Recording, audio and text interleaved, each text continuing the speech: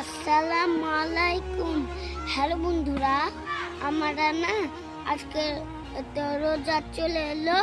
কে কে রোজা করেছে, রোজা রাখবে? আমি তো রোজা রাখি প্রতিদিন।